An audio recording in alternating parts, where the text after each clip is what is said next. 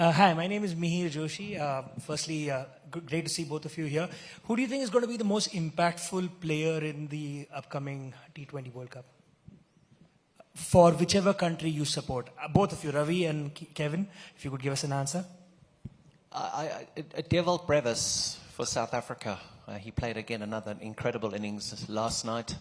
A couple of days ago, I was calling the game in Johannesburg, where his team, the Pretoria Capitals, led by Ganguly, was struggling. They were 7 for 5. And Brevis went and batted for 15 overs. And they got to a winning total of 140 or 150. And that's something Brevis has always come under criticism for, that he's just a one-trick pony. He stands there and he just tries to hit 6 after 6 after 6. And I said on commentary that could be the making of Brevis. So from that point of view, he's in that, just because I'm seeing him a lot at the moment. But then Abhishek Sharma. I mean, my goodness. I remember when Abhishek got that 150 against England. Remember at the Wankhede last year?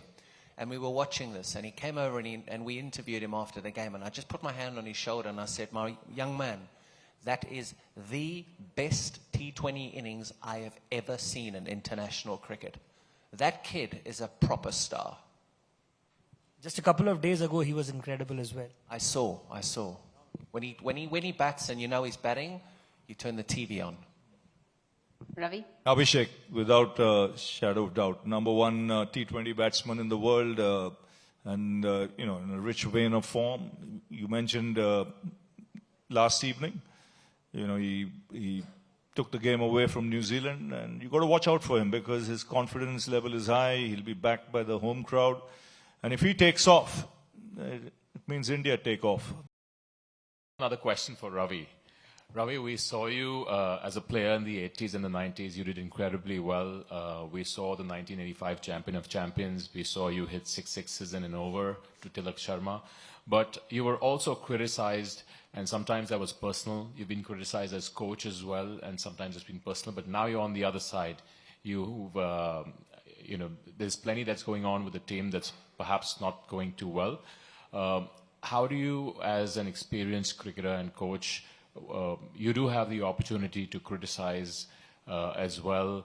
How do you prevent yourself from getting personal in a situation like this when it's been personal for you? You know why he knows me so well? Because he was my neighbor when I was growing up. So he was a young kid when I was already playing cricket, and that's why he knows. Yeah, very good question that, because it's important when I was a player, you would be criticized, and when it got personal, it would disappoint you. But then, as time goes by, you know how to handle those situations. I prefer criticism that's constructive, right? Then when I became a broadcaster, I said I've divorced the dressing room. And I will speak on what I see. It doesn't matter if you were my colleague or you were my friend when I was playing the game. I will speak on what I see because I have to let the viewer know the truth. Okay, so that is my opinion.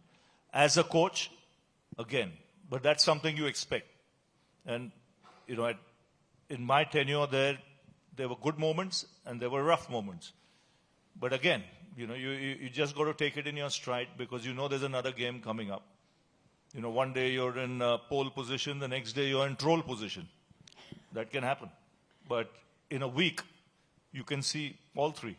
You can be in pole, troll, again pole. So just take it with take it in your stride.